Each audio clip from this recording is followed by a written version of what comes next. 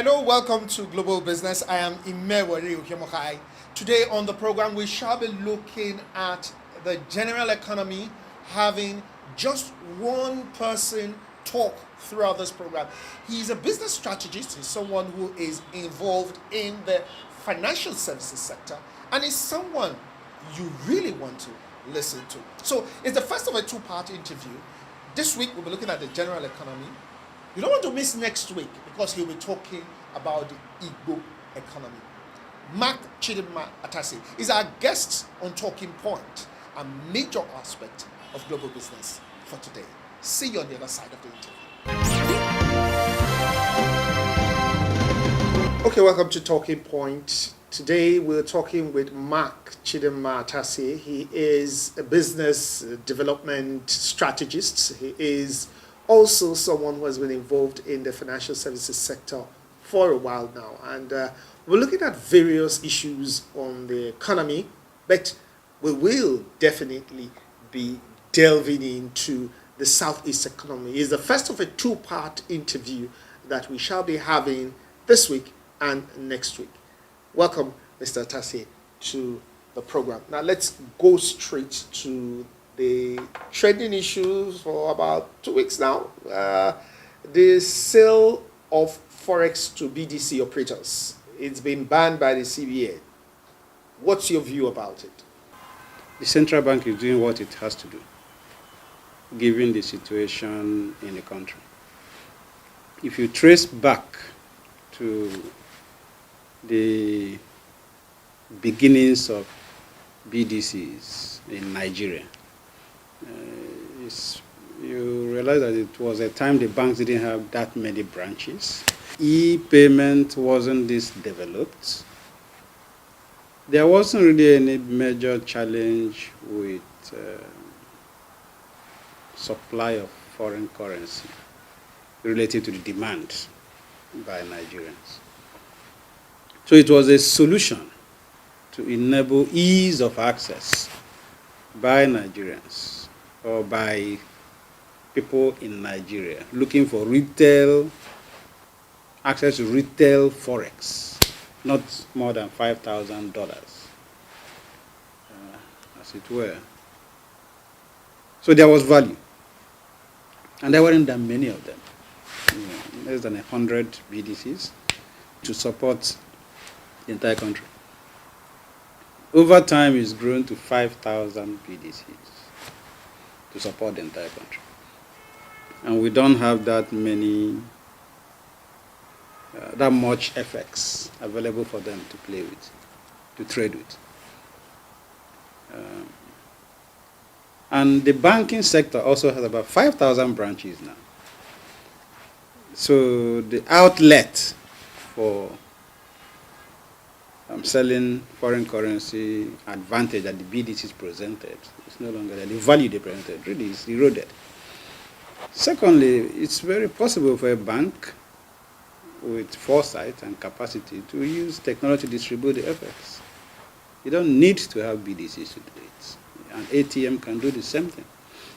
So that role is not really a critical role for the Nigerian economy.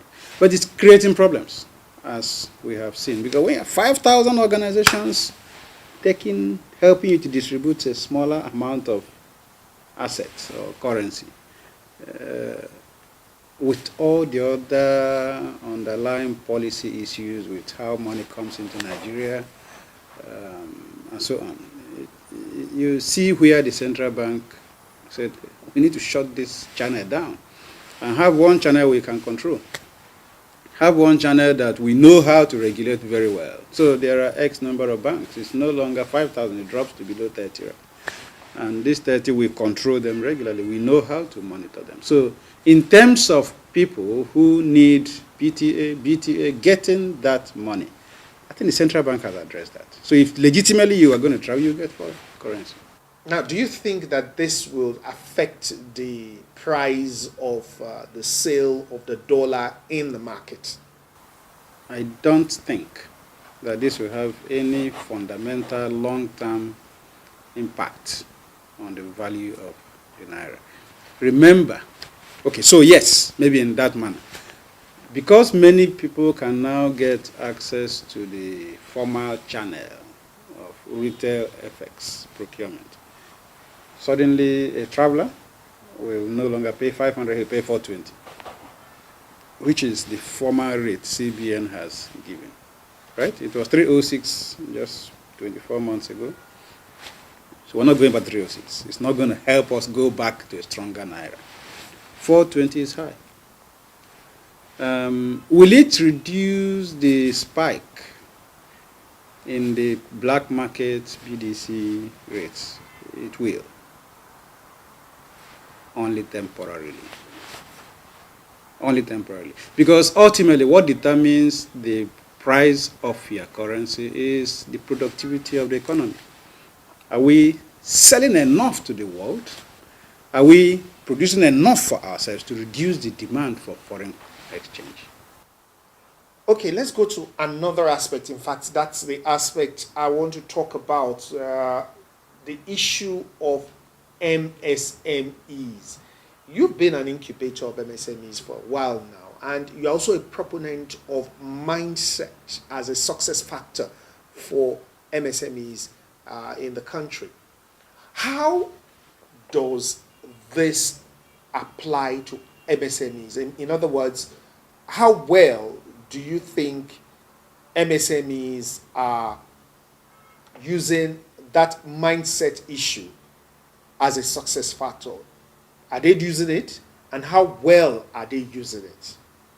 They say you can because you think you can, isn't it? Yeah. Secondly, if you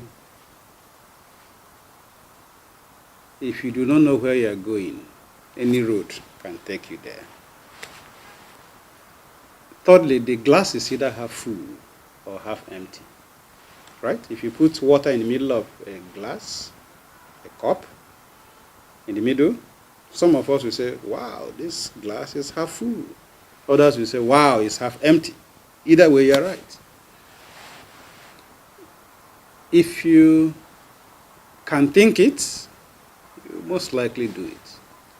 So, the truth is, any human that cannot comprehend something cannot create it. The starting point to anything successful is the imagination, right? Is the thinking part. The other part is the doing part. That thinking part is a game of the mind.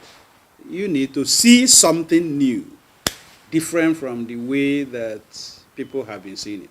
And usually when you see it, they will think you're a madman, isn't it? Leave that guy alone. He doesn't know what he's talking about. That same thing applies to the MSME sector. The average MSME guy needs to see that there is indeed an African market available to him. He needs to believe that the AGOA opportunity, the American Growth Opportunity Act for Africa, is available for him.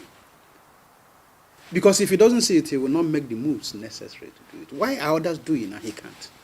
Why are the Kenyans doing? Why are the Ghanaians doing? Why are people from other parts of the world who are also entitled to doing the same thing, enjoying that opportunity?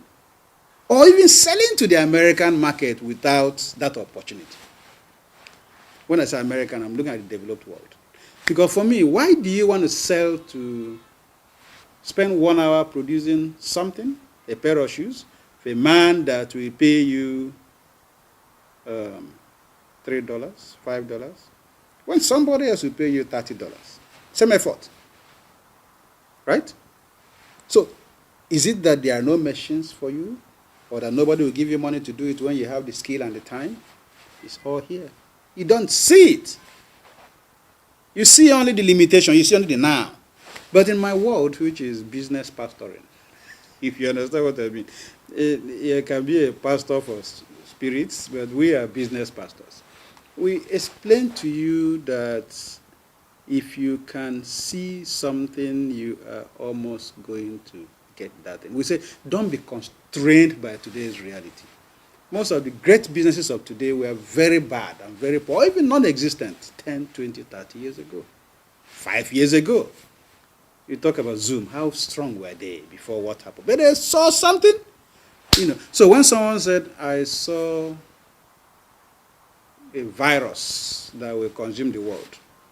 It's about tomorrow. He saw it, and he prepared for it. I think that's the problem we have. We are limited. When I say we, the average MSME, they are limited by their environment. They just see their environment. The capacity to dream of being a bigger business is limited by, there's no light, there is no this, there's no that. But if they can think bigger, there is actually a wider market out there. There's a wider scope for them to do well. So in thinking about this new opportunity is thinking about, so what do I do? You can't do it alone. You need to deal with your neighbor. If you talk about people, the Igbos, we normally have Okeke and Sons, Okoye and Sons. We do our own thing, Very rich men, very rich men. But if they can come together as companies and attack a bigger spectrum and create structured organizations, I sense that we'll be in a position to have a Walmart, right? To have big organizations that outlived their owners, their founders. And by embracing those who have capital, because capital is necessary for you to drive growth in a business. But the people bringing capital don't need to have the idea all the time. Okay, you come from the southeastern part of Nigeria, and I know that you are working with a lot of state governments right there. Let's look at the issue of Easterners and business. The average Southeasterner is known as a businessman, an industrialist. He loves money, and he loves to do business. How do you see the Southeasterner, especially talking about you talked of the Okeke and Sons, now instead of just concentrating on their small businesses, they could collaborate and create big businesses? There's a special apprenticeship system that Igbos run. So I'm a master. I have a shoe business, or I'm a trader in stockfish. And a young man in his early teens comes in and learns from me how that business is run. I give him the contacts, I groom him, and at the end, I set him up. May do you law. May do you honor. I think it's something like that. Do you law, something like that. So I give him seed capital to start his own business. And it has worked for us. It's a form of venture capital. Because I, the master, will aggregate my own capital and give my boys. The same way that a venture capitalist will support a business. But in this instance, the only benefit I get as the master is that you served me for this number of years. You served me and learned. So it's worked. I'm thinking that it has served its purpose, but it needs to be upgraded. We need the version 2.0 of our apprenticeship system, the Igbo apprenticeship system, and marry it with significant inflow of capital from the venture capital space, or from private equity space, or from regular investors in the financial sector. So reforming our apprenticeship system will improve the entrepreneurial performance of the Southeast. So if we marry that with the fact that a company should be able to attract as many investors as possible. So I would say, if you worked in a professional service firm, the first partner gets a second partner, gets a third partner, and then gradually the partnership grows, right? I grew up in Accenture. I did Nigerian breweries, then I went to Accenture before I joined Hairs as CEO, then became the founder of Nexon. Okay, Nexon is like Accenture. Okay, so in Accenture, it was a partnership thing. At the time, between one partner and the other partner, and they make their money and they share their profits and all that. I wasn't a partner then. But as we were getting older in the firm, it became a limited liability company. But still, staff were given shares depending on your level and all that. We are giving shares, right? So if we can sophisticate this our apprenticeship scheme, because we were apprentices in Accenture. That's our land consulting. There's no university called University of Consulting. They taught me everything I know. That's the biggest university I ever attended. Everything. I know. And in that process, as you grew, you're not only paid better, you get a level, you get shares. Before we came on board, you get a level, you get shares. You become a shareholder, right? Or a partner and all that.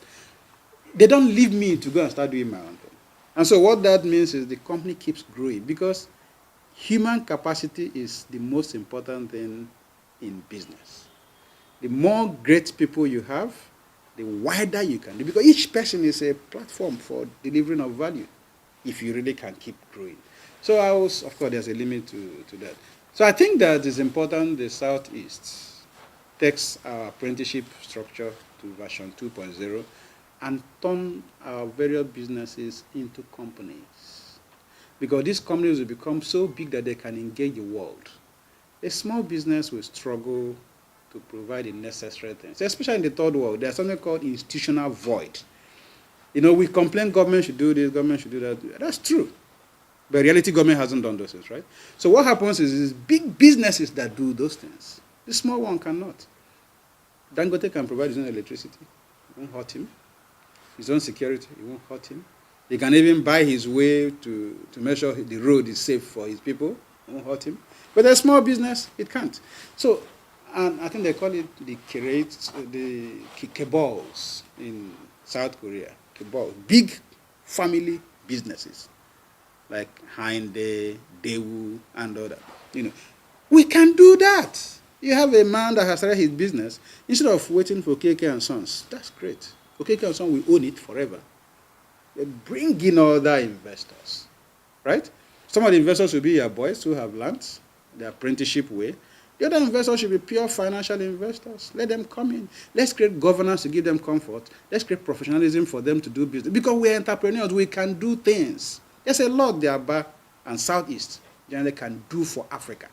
Okay, so we'll hold the thought there, and we'll be back next week to continue the discussions on this issue, and we'll be concentrating on the Igbo nation and what they are going to be doing next week.